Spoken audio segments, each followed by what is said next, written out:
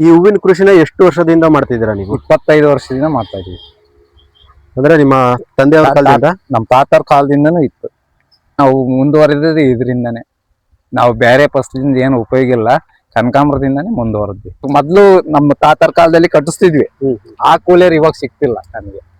100 ರೂಪಾಯಿ ಕೆಜಿ ಕಟ್ಟಕ್ ಕೇಳ್ತಾರೆ. ಪ್ರತಿ ದಿನಾನು ಹೂವು ಬಿಡಿಸ್ತೀವಿ. ಮಳೆಗಾಲದಲ್ಲಿ ಕಮ್ಮಿ ಆಕತ್ತೆ.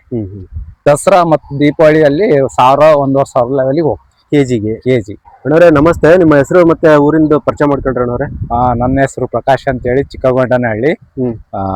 ಕನಕಾಂಬರ ಗಿಡ ಹಾಕಿದ್ದೇನೆ. ಎಷ್ಟು ಹಾಕಿದ್ದೀರಾ? ನಾವು ಒಂದ್ ಅರ್ಧ ಎಕರೆಕ್ಕಿಂತ ಸ್ವಲ್ಪ ಕಮ್ಮಿ ಹಾಕಿದ್ದೀನಿ. ಒಂದು 6000 ಸಸಿ ಐತೆ. 6000ದಿಂದ 7000 ಸಸಿ ಇದೆ. ಯಾವ ತಿಂಗಳಲ್ಲಿ ನಾಟಿ ಮಾಡಿದ್ರಿ ಇದು? ಇವಾಗ ಈರುಳ್ಳಿ ಜೂನ್ ತಿಂಗಳಲ್ಲಿ ನಾಟಿ ಮಾಡಿದ್ದೆ. ಒಂದು ವರ್ಷ ಆದ್ಮೇಲೆ 1 ತಿಂಗಳಾಗಿದೆ ಇವಾಗ. ಇದೆಲ್ಲ ಹೂವು ಬಿಡೋದಕ್ಕೆಲ್ಲ ಯಾವಾಗ ಸ್ಟಾರ್ಟ್ ಆಗುತ್ತೆ? ಇದು ಹೂವು ಬಿಟ್ಟಂದ್ರೆ ಸಸಿ ಹಾಕಿ 3 ತಿಂಗಳಿಗೆ ಹೂವು ಸ್ಟಾರ್ಟ್ ಆಗತ್ತೆ. ಆಮೇಲೆ ನಾವು ಆರೈಕೆ ಮಾಡ್ಬೇಕಂದ್ರೆ ಕಂಟಿನ್ಯೂ ಮಳೆಗಾಲದಲ್ಲಿ ಮಾತ್ರ ಭಾರಿ ಆರೈಕೆ ಮಾಡ್ಬೇಕು. ಇದನ್ನ ಈ ಟೈಮ್ನಲ್ಲಿ ಆರೈಕೆ ಕಮ್ಮಿ ಕೇಳ್ತತೆ. ಬೇಸಿಗೆನಲ್ಲಿ ಔಷಧಿ ಕೇಳಲ್ಲ, ಕಮ್ಮಿ ಕೇಳ್ತತೆ. ಅತಿ ಮಳೆ ಬಿಸಿಲಿದ್ದಾಗ ಸ್ವಲ್ಪ ಹೂವು ಸೊಗಸೆ ಗಿಡ ಹಾಕ್ಯಬೇಕು ನಾವು. ಸೊಗಸೆ ಗಿಡ ಹಾಕ್ಲಿಲ್ಲಂದ್ರೆ ಹೂವು ಇಳುವರಿ ಏನು ಬರುತ್ತದೆ, ಕಲರ್ ಬರಲ್ಲ, ಮತ್ತೆ ಬ್ಯಾಟ್ರಿ ಬರಲ್ಲ, ದಳ ಕಮ್ಮಿ ಬರ್ತದೆ. ಸಣ್ಣ ಮಾರ್ಕೆಟ್ ನಲ್ಲಿ ಬೆಲೆ ಸಿಗಲ್ಲ. ಈ ತರ ಹೂವು ಇದ್ದಾಗ ನಮಗೆ ಮಾರ್ಕೆಟ್ ನಲ್ಲಿ ಬೆಲೆ ಸಿಗ್ತದೆ. ಹಂಗಾಗಿಬಿಟ್ಟು ಸೊಗಸೆ ಗಿಡನ ಹಾಕ್ಯಂದ್ವಿ. ಕೂಲಿಯರಿಗೆ ಅಂದ್ರೆ 200ರಿಂದ 250 ರೂಪಾಯಿ ಕೊಡ್ತೀವಿ. ಎಷ್ಟು ಗಂಟೆಗೆ ಬರ್ತಾರೆ? ಎಷ್ಟು ಗಂಟೆಗೆ ಹೋಗ್ತಾರೆ? 7 ಗಂಟೆಯಿಂದ 2 ಗಂಟೆ ತನಕ. ಎಷ್ಟು ಬಿಡಿಸ್ತಾರೆ? ಒಬ್ರು ಎಷ್ಟು ಬಿಡಿಸ್ತಾರೆ? ಒಬ್ರು ಮನುಷ್ಯರು 1.5 ಕೆಜಿ ಹೂವು ಬಿಡಿಸ್ತಾರೆ. ಸರಿಯಾದ ಇಳುವರಿ ಬಂದ್ರೆ. ಕಮ್ಮಿ ಇಳುವರಿ ಬಂದ್ರೆ ಅರ್ಧ ಕೆಜಿ 3/4 ಕೆಜಿ ಬಿಡಿಸ್ತಾರೆ. ನೀವು ಡೈಲಿ ಇಷ್ಟು ಟಾರ್ಗೆಟ್, ನಾವು ಡೈಲಿ ಇಷ್ಟು ಡೈಲಿ ಅಂತನಾ? ಅಥವಾ ಡೈಲಿ ಅಂದ್ರೆ ನಾವು ಟಾರ್ಗೆಟ್ ಇಲ್ಲ ಇದಕ್ಕೆ. ಎಷ್ಟನ್ನ ಬಿಡಿಸ್ಬೋದು, 5ರಿಂದ 10 ಕೆಜಿ ವರೆಗೂ ಬಿಡಿಸ್ಬೋದು. ಮಾರ್ಕೆಟ್ ನಲ್ಲಿ ಎಷ್ಟು ಅನ್ನೋರು ಅದಕ್ಕೆ ಬೆಲೆ ಇರ್ತತೆ. ಅಂದ್ರೆ ನಾವು ಕೂಲಿಯರು ಎಷ್ಟು 3 ಬಿಡಿಸ್ತೀವಿ. 3ರಿಂದ ಅಂದ್ರೆ ಒಂದ್ 5 ಕೆಜಿ ಹೂವು ತಗೊಂಡು ಡೈಲಿ. ಮಾರ್ಕೆಟ್ಗೆಲ್ಲ ಎಲ್ಲಿ ತಗೊಂಡು ಹೋಗ್ತೀರಾ? ಚಿತ್ರದುರ್ಗ ಮಾರ್ಕೆಟ್ ಅಲ್ಲಿ ಎಷ್ಟು ಗಂಟೆಯಿಂದ ಮಾರ್ಕೆಟ್ 11:30ರಿಂದ 12 ಗಂಟೆ. ಇದು ಬಿಡಿ ಕಟ್ಟಿದ್ದಾದ್ರೆ 11 ಗಂಟೆಯಿಂದ 1, 2, 3 ಗಂಟೆ ತನಕ ಇರುತ್ತೆ. ನೀವು ಬಿಡಿ ಹೂ ತಗೊಂಡು ಹೋಗ್ತೀರಾ, ಕಟ್ಟಿರೋ ಹೂ ತಗೊಂಡು? ಬಿಡಿ ಹೂವು ತಗೊಂಡು ಹೋಗ್ತೀವಿ. ಇಲ್ಲಿ ಕಟ್ಟರ್ ಸಮಸ್ಯೆ. ಕಟ್ಟಿರೋ ಹೂವು ಬಿಡಿ ಹೂ ತಗೊಂಡೋಗೋದಕ್ಕೆ ಮಾರ್ಕೆಟ್ ಅಲ್ಲಿ ಏನು ವ್ಯತ್ಯಾಸ ಕಾಣುತ್ತೆ? ಕಟ್ಟಿದ್ದಾದ್ರೆ ಒಂದ್ ಸ್ವಲ್ಪ 15-20 ಮರ ಅಳಿತಾರೆ. 1,000 ರೂಪಾಯಿಗೆ ಕಟ್ಟಿಸಿದ್ರೆ ಒಳ್ಳೇದು. ಇದು ಬಿಡಿ ಅಂದ್ರೆ ನಾವು ಕಟ್ಟರ್ ಇರ್ತದೆ, ಬಿಡಿ ಹೂ ತಗೊಂಡು ಹೋಗ್ತೇವೆ. 1 ಕೆಜಿ ಹೂ ಕಟ್ಟಿದ್ರೆ ಎಷ್ಟು ಮಾರ ಆಗ್ತಾವ? 18ರಿಂದ 20 ಮಾರು ಬರ್ತದೆ. 20 ಮಾರು. ನಾರ್ಮಲ್ ಆಗಿ ಎಷ್ಟು ನಡೆಯುತ್ತೆ ಒಂದ್ ಮಾರ? ನಾರ್ಮಲ್ ಅಂದ್ರೆ 20ವರೆಗೂ ಹೋಗತ್ತೆ. 1000 ರೂಪಾಯಿ 20 ಮಾರು. 20-25 ತಗನ ಹೋಗತ್ತೆ. ಮತ್ತೆ ಅದು ಕಟ್ಟಿಸಿ ಮಾರದೆ ಲಾಭ ಅನ್ಸುತ್ತೆ. ಮತ್ತೆ ನೀವು ಕಟ್ಟಿದ್ದು ಲಾಭ ಅನ್ಸುತ್ತೆ. ಕೂಲಿಯರ್ ಅಭಾವ. ಕೂಲಿಯರ್ ಯಾರು ಬಿಡ್ಸಕ್ಕೆ ಅಭಾವ ಆಗೈತೆ. ಆದ್ದರಿಂದ ನಾವು ಇವಾಗ ಮೊದ್ಲು ನಮ್ಮ ತಾತರ ಕಾಲದಲ್ಲಿ ಕಟ್ಟಿಸ್ತಿದ್ವಿ. ಆ ಕೂಲಿಯರ್ ಇವಾಗ ಸಿಗ್ತಿಲ್ಲ ನಮಗೆ. 100 ರೂಪಾಯಿ ಕೆಜಿ ಕಟ್ಟಕ್ ಕೇಳ್ತಾರೆ. ವೇಸ್ಟ್ ಹೋಗತ್ತಿದ್ರೆ ನಾವು ಇವಾಗ ಮಗ್ಗು ತಗೊಂಡವ್ರು ಮಾರ್ಕೆಟ್ನಿಗೆ ಇದು ಲೂಸ್ ಅನ್ನೋದ್ರೆ ಮಗ್ಗುನು ಹೋಗತ್ತೆ. ಕಟ್ಟಿದ್ದಾದ್ರೆ ವೇಸ್ಟ್ ಹೋಗತ್ತೆ. ಕಟ್ಬೇಕಾದ್ರೆ ಮಗ್ಗು ಅವೆಲ್ಲ ವೇಸ್ಟ್. ಇವಾಗ ಅವು ಅರಳುತ್ತವೆ. ಹೂವು ಮೋಟ ಆದ್ರೆ ಅದ್ ಬಿಸಾಕ್ತಾರೆ ಕಟ್ಬೇಕಾದ್ರೆ. ಭೂಮಿ ಹದ ಮಾಡ್ಕೊಳ್ಳೋದಾಗಿರ್ಲಿ, ಯಾವ ರೀತಿ ಮಾಡಿದ್ರಿ ಸ್ಟಾರ್ಟಿಂಗ್? ಇದು ಈ ಮೆಷಿನ್ ಗಿಡದ ದಾಯಕ್ ಹಾಕಿದ್ವಿ ಸಸಿನ. ಅಂದ್ರೆ ಎಷ್ಟು ಅಡಿ ಗಿಡದಿಂದ ಗಿಡಕ್ಕೆ? ಅರ್ಧ ಅಡಿ ಗಿಡದಿಂದ ಗಿಡಕ್ಕೆ 1 ಅಡಿ. ಗಿಡದಿಂದ ಗಿಡಕ್ಕೆ ಅಗಲ 2 ಅಡಿ. ಸಾಲಿಂದ ಸಾಲಿ 2 ಅಡಿ. 2 ಅಡಿ ಕಡಿಮೆ ಆಯ್ತು ಅಂತ ಅನ್ಸುತ್ತಿಲ್ವಾ? ಇವಾಗ ಕೂಡ್ತತೆ. ಇನ್ನ ಕಮ್ಮಿ ಆಗೈತೆ. ಇನ್ನ ಜಾಸ್ತಿ ದಾಯ ಹಾಕ್ಬೇಕು ನಾವು. ಅದರಿಂದ ಹೊಲ ಜಾಸ್ತಿ ಹೋಗತ್ತಂತ ಹೇಳಿ ಈ ದಾಯ ಹಾಕೇನ್ವಿ ನಾವು. ಯಾಕಂದ್ರೆ ಬಿಡಿಸರಿಗೆ ಸಮಸ್ಯೆ ಆಗುತ್ತಲ್ವಾ? ಇಲ್ಲ ಸರ್, ಇದು ಏನಾಕತ್ತಂದ್ರೆ ಗಿಡ ನಾವು ಕಟ್ ಮಾಡ್ತೀವಿ. ಇನ್ನೊಂದು ವರ್ಷ ಹೋಗ್ತದೆ. ಕಟ್ ಮಾಡ್ತೀರಾ ಈಗ? ಮತ್ತೆ ಇದನ್ನ ಇನ್ನ 2 ವರ್ಷ ಆದೈತಿ ಕಟ್ ಮಾಡ್ತೀವಿ. ಅಲ್ಲಿವರೆಗೂ ಹಿಂಗ್ ಬೆಳ್ಕೊಂತೀರ. ಆಮೇಲೆ ವರ್ಷ ಗಿಡ ಅಲ್ಲ, ಕಂದಮ್ಮ. ಕಟ್ ಮಾಡಿದ್ಮೇಲೆ ಮತ್ತೆ ಚೆನ್ನಾಗಿ ಚಿಗುರುತ್ತಾ? ಒಳ್ಳೆ ಬ್ಯಾಟ್ರಿ ಬರ್ತದೆ. ಇದು ಅರ್ಧ ಎಕರೆಗೆ ಸ್ವಲ್ಪ ಕಡಿಮೆ ಅಂತಂದ್ರೆ ಅಷ್ಟನ್ನು ಒಂದೇ ದಿನದಲ್ಲಿ ಬಿಡಿಸ್ತೀರಾ? ಇಲ್ಲ ಸರ್, ದಿನಕ್ಕೆ 4 ಕೆಜಿ ಅಂದ್ರೆ ಅದು ಇದು ಮಾಡ್ಕೊಂಡ್ವಿ. ಅರ್ಧ ಮಾಡ್ಕೊಂಡ್ವಿ ಹೊಲದಲ್ಲಿ. ಅರ್ಧ ಮಾಡ್ಕೊಂಡಾಗ ಏನಾಗತ್ತೆ, ಶಿಫ್ಟ್ ವೈಸ್ ಬರ್ತಾ ಹೋಗ್ತಿವಿ. ಅಂದ್ರೆ ಆ ಕಡೆಯಿಂದ ಬಿಡಿಸ್ಕೊಂಡ್ ಬಂದಂಗೆಲ್ಲ ಈ ಕಡೆ ಬರ್ತಿರ್ತತೆ. ಈ ಕಡೆ ಬಿಡಿಸ್ಕೊಂಡ್ ಹೋದಂಗೆಲ್ಲ ಆ ಕಡೆ ಬರ್ತಿರ್ತದೆ. ಪ್ರತಿದಿನ ಇರುತ್ತೆ. ಪ್ರತಿ ದಿನಾನು ಹೂವು ಬಿಡಿಸ್ತೀವಿ. ಮಳೆಗಾಲದಲ್ಲಿ ಕಮ್ಮಿ ಆಗತ್ತೆ, ಇಳುವರಿ ಬರಲ್ಲ. ಮಳೆಗಾಲದಲ್ಲಿ ಯಾಕೆ ಇಳುವರಿ ಬರೋದಿಲ್ಲ? ಮಳೆ ಅತಿ ಹೆಚ್ಚು ಹೊಡೆದಾಗ ಮೊಗ್ಗಿಗೆ ಹೊಡ್ತಾ ಬೀಳ್ತತೆ, ಹೂವು ಹೊಡ್ತಾ ಬೀಳ್ತತೆ. ಹೂವು ಹೊಡೆದೋದಾಗ ನಾವು ಬಿಡಿಸಲ್ಲ, ಅಲ್ಲಿ ಮಾರ್ಕೆಟ್ನೇ ತಗೊಳಲ್ಲ. ಹಂಗಾಗಿ ಮಾರ್ಕೆಟ್ ಉದ್ರೋಗ ತಕ್ಕ ಹಂಗೆ ಬಿಟ್ಟು ಬಿಡ್ತೀವಿ. ತಿರ್ಗ ಹೊಸ ಹೂವು ಬಂದಾಗ ಬಿಡಿಸ್ತೀವಿ. ಡೈಲಿ ಆವರೇಜ್ ಒಂದ್ 5 kg ಬಿಡಿಸ್ತೀವಿ. ಡೈಲಿ ಅಂದ್ರೆ 10 kg ಬಿಡಿಸ್ಬೋದು.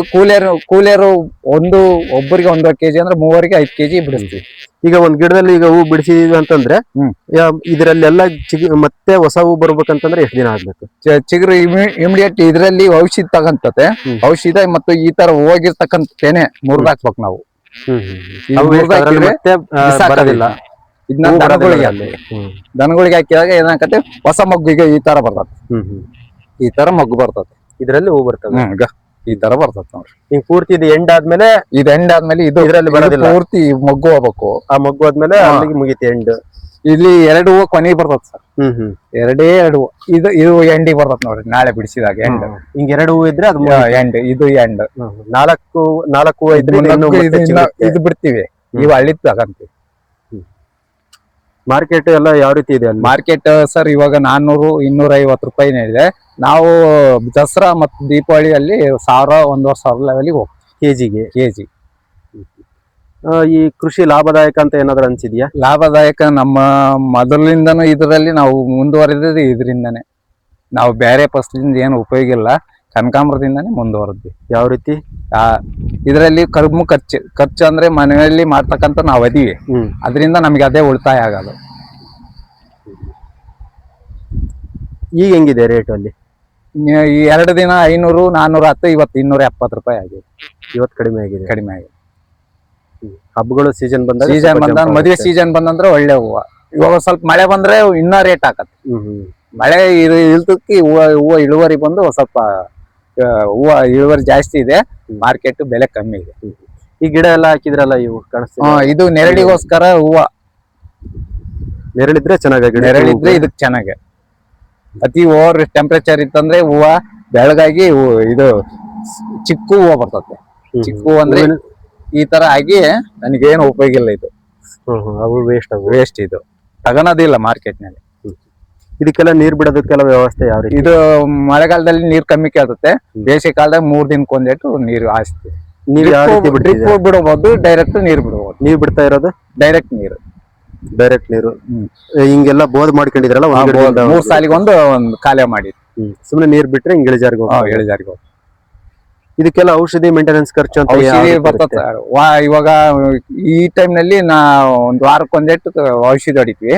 ಮಳೆಗಾಲದಲ್ಲಿ 3 ದಿನಕ್ಕೆ ಒಂದೇಟು ಕಂಟಿನ್ಯೂ ಮಾಡಲೇಬೇಕು. ಹುಳ ಬಾಧೆ ಬಿತ್ತಂದ್ರೆ ಹೂವನೇ ಬರಲ್ಲ. ಮೊಗ್ಗನ್ನೆಲ್ಲ ತಿಂದಾಕ್ಬಿಡ್ತೀವಿ. ಮೊಗ್ಗೆಲ್ಲ ತಿಂದಾಕಿ ಆಮೇಲೆ.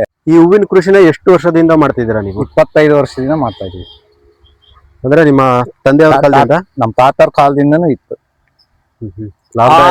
ನಮ್ಮ ತಾತರ ಕಾಲದಲ್ಲಿ ಬಹಳ ಉಪಯೋಗ ಇರ್ಲಿಲ್ಲ. ಬಹಳ ಕಮ್ಮಿ ದರ. ಇವಾಗ ಇತ್ತೀಚೆಗೆ ಹೂವ ಗಿರಾಕಿಗಳು ಜಾಸ್ತಿ ಆಗಿ ಕನಕಾಂಬರ ಬೆಲೆ ಒಂದ್ ಸ್ವಲ್ಪ ಹೆಚ್ಚಾಗಿದೆ. ಔಷಧ ಎಲ್ಲ ಎಷ್ಟು ದಿನಕ್ಕೆ ಒಂದ್ಸರಿ ಹೊಡಿತೀರಂದ್ರೆ?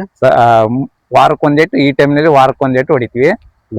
ಅತಿ ಓವರ್ ಬಿಸಿಲಿದ್ರೆ ಒಂದ್ ಸ್ವಲ್ಪ ಹೂವ ಚೆನ್ನಾಗ್ ಬರ್ಲಿ ಅಂತ ಹೇಳಿ ಬೀಡಿಗೂ ಹೊಡಿತಾ ಇದೀವಿ. ಬೀಡು ಅಂದ್ರೆ ಒಂದ್ಸರಿ ಬಿಡಿಸಿದ ನಂತರ ಮತ್ತೆ ಬಿಡಿಸಿ ಒಂದ್ ತಡ ಬಿಡಿಸಿ ನೆಕ್ಸ್ಟ್ ಹಂಗೆ ಇನ್ನೊಂದ್ ತಡಕ್ಕೆ ಹಂಗ ಹೊಡಿತೀವಿ. ಇಲ್ಲಿಂದ ಯಾವ್ದ್ರಲ್ಲಿ ಹೋಗ್ತೀರಾ ಸರ್? ಬಸ್ ನಲ್ಲಿ ಹೋಗ್ತೀವಿ. ಇಲ್ಲಿಂದ ಬೈಕ್ ನಲ್ಲಿ ಹೋಗಿ ಬಂಗಾರಕನಹಳ್ಳಿ ಗೇಟ್ ನಲ್ಲಿ ಬಸ್ ನಿಲ್ಲಿಸ್ತಾರೆ. ಅಲ್ಲಿಂದ ಬಸ್ಸಿಗೆ ಹೋಗಿ 11 ಗಂಟೆಗೆ ಮಾರ್ಕೆಟ್ ಹತ್ರ ಹೋಗ್ತೀವಿ. 11 ಕಾಲಿಗೆ ಹೂವು ಕೊಡ್ತೀವಿ. 12 ಗಂಟೆಗೆ ರೇಟ್ ದರ ಬರ್ಸ್ಕೊಂಡು ವಾಪಸ್. ಪೇಮೆಂಟ್ ಎಲ್ಲ ಅವತ್ತೇ ಪೇಮೆಂಟ್ ನಾವು ತಿಂಗಳಿಗೆ ಒಂದೇಟು 2 ತಿಂಗಳಿಗೆ ಒಂದೇಟು. ಅವ್ರೇನು ಪೇಮೆಂಟ್ ಅಂಗಡಿಯಲ್ಲಿ ದಿನ ಡೈಲಿ ಕೊಡು ಅಂದ್ರೆ ಕೊಡ್ತಾರೆ. ನಿನ್ನಿಷ್ಟಪ್ಪ ಅಂತ. ನೀನ್ ಯಾವ ತರ ಬೇಕಾದ್ರೂ ಇಸ್ಕೊಬಹುದು. ಒಂದ್ಸರಿ ನೀವು ಮಾರ್ಕೆಟ್ಗೆ ಹೋದ್ರೆ ಖರ್ಚು ಎಷ್ಟು ಬರುತ್ತೆ ಮತ್ತೆ ಪ್ರಾಫಿಟ್ ಎಷ್ಟು ಬರುತ್ತೆ? ಈ ರೇಟಿನಲ್ಲಿ ಏನಿಲ್ಲ ಅಂದ್ರೆ ನಮ್ಮ ಮನೆಯವರು ಮಾಡಿರ್ತಕ್ಕಂಥದ್ದು ಉಳಿತತೆ. ಸ್ವಲ್ಪ ದರ ಹೆಚ್ಚಾದಂಗೆಲ್ಲ ಕೂಲರ್ ತೆಗೆದು ಔಷಧಿ ತೆಗೆದು ಕಮ್ಮಿ ಅಂದ್ರೆ 1000 ರೂಪಾಯಿ. ನಿನ್ನೆ ರೇಟಿಗೆ ಅಂದ್ರೆ ಒಂದು 1000 ರೂಪಾಯಿ ಉಳಿತತೆ. ಇದು ಹಬ್ಬದ ಸೀಸನ್ ಆವಾಗ ಬಹಳ ಲಾಭ ಉಳಿತತೆ. 1 ಕೆಜಿಗೆ 1000 ರೂಪಾಯಿ ಇದ್ರೆ 5 ಕೆಜಿ ಹೂವು ಬಿಡಿಸಿದ್ರೆ 5000. ಕೂಲರ್ದು 500 ರೂಪಾಯಿ ತೆಗೆದ್ರೆ 4000. 4000ದಾಗ 500 ರೂಪಾಯಿ ಕಮಿಷನ್, 4000 ಉಳಿತತೆ ಹಬ್ಬದ ಸೀಸನ್ ಅಲ್ಲಿ. ಈ ಸೀಸನ್ ನಲ್ಲಿ ಮಾತ್ರ ಏನು ಉಳಿಯಲ್ಲ. ಬೇಸಿಗೆ ಟೈಮ್ ನಲ್ಲಿ ಮಾತ್ರ 3 ತಿಂಗಳು ನಮ್ದಲ್ಲ ಅಂತ ಹೇಳಿ ಕೈ ಬಿಡ ಸಾಕ್ಬೇಕಷ್ಟೇ. ಗಿಡ ಮತ್ತು ಗಿರಾಕಿಗಳನ್ನ ಸಾಕೋದು. ಇದು ಈ ರೇಟಿನಲ್ಲಿ ಒಂದು ತಿಂಗಳಿಗೆ ಒಂದು 40,000-50,000 ದುಡ್ಡು ಆಗಿದೆ ಈ ದಾರದಲ್ಲಿ. ಅಂದ್ರೆ ಈಗ ರೇಟ್ ಕಮ್ಮಿ ಇದ್ರೂ ಸಹ 40,000 50,000 ಇಳುವರಿ ಬಂದು ಸ್ವಲ್ಪ ರೇಟ್ ಚೆನ್ನಾಗಿತ್ತು, ಆದ್ರಿಂದ ಸ್ವಲ್ಪ 40,000-50,000 ದುಡ್ಡು ಆಗಿದೆ. ಗಣೇಶನ ಹಬ್ಬ ಗೌರಿ ಹಬ್ಬ ಬರ್ತಾವಲ್ಲ, ಆ ಟೈಮಲ್ಲಿ ತಿಂಗಳಿಗೆ ಎಷ್ಟಾಗುತ್ತೆ? ತಿಂಗಳಿಗೆ 1,00,000 ಆಗ್ತದೆ. ಲಕ್ಷದವರೆಗೂ ಆಗುತ್ತೆ. ಹೌದು, ಒಬ್ಬ ಗೌರ್ಮೆಂಟ್ ಕೆಲಸದವರು ತಗೊಂಡಂಗೆ. ಹೌದು. ಅಂದ್ರೆ ಇಳುವರಿ ಬರ್ಬೇಕು, ಅದಕ್ಕೆ ಆರೈಕೆ ಮಾಡಿರ್ಬೇಕು. ಸುಮ್ನೆ ಮನೆಯಲ್ಲಿದ್ದು ನಾವು ಇಳುವರಿ ಅಂದ್ರೆ ಬರಲ್ಲ. ಅದಕ್ಕೆ ಟೈಮ್ ಸರಿಯಾಗಿ ಗೊಬ್ಬರ ಕೊಟ್ಟು, ತಿಂಗಳಿಗೆ ಒಂದ್ 2 ತಿಂಗಳಿಗೆ ಒಂದ್ ಗೊಬ್ಬರ ಕೊಡ್ಲೇಬೇಕು. ಇದಕ್ಕೆ ಏನೇನ್ ಗೊಬ್ಬರ ಕೊಡ್ತೀರಾ? DAP 10-26. ಯಾವ ರೀತಿ ಕೊಡ್ತೀರಿ? ಬಡ್ಡಿ ಕೊಡ್ತೀವಿ. ಹಿಂಗ ವಾಟರ್ ಸಾಲುಬಲ್ ಅಂದ್ರೆ ಸ್ಪ್ರೇ ಮಾಡ್ತೀವಿ, 19 ಸ್ಪ್ರೇ ಮಾಡ್ತೀವಿ. ಗಟ್ಟಿ ಗೊಬ್ಬರ ಬಡ್ಡಿ ಕೊಡ್ತೀವಿ. ಬಡ್ಡಿ ಕೊಟ್ಟು ಹಂಗ ನೀರ್ ಹಾಯಿಸೋದು. ನೀರ್ ಹಾಯಿಸೋದು. ನಿಮ್ದು ಹೊಲ ಇಷ್ಟೇ ಇದೆಯಾ ಅಥವಾ ಇನ್ನು ಬೇರೆ ಇದೆಯಾ? ಇನ್ನ ಇದೆ. ಅದಕ್ಕೆ ಈರುಳ್ಳಿ ಹಾಕಿದ್ದೀರಾ? ಅದಕ್ಕೆ ಖಾಲಿ ಇವಾಗ ಮಳೆ ಬಂದ್ರೆ ಮೆಣಸಿನ್ಕಾಯಿ, ಮಳೆ ಬರಲ್ಲ ಅಂದ್ರೆ ಹಂಗೆ. ನೀರು ಬಹಳ ಅಭಾವ ಆಗಿದೆ. ಬೋರ್ ಎಷ್ಟಿದಾವೆ? ಬೋರ್ 3 ಇದೆ, ಅಣ್ಣ ತಮ್ಮ 4. ಆದ್ರಿಂದ ನೀರಿಂದ ಒಂದ್ ಸ್ವಲ್ಪ ಅಭಾವ ಇರೋದ್ರಿಂದ ಕನಕಾಂಬರ ಸಾಕ್ಯಂತ ಅದೀವಿ. ಮಳೆ ಬಂದರೆ ಮತ್ತೆ ಮುಂದುವರಿತೀವಿ.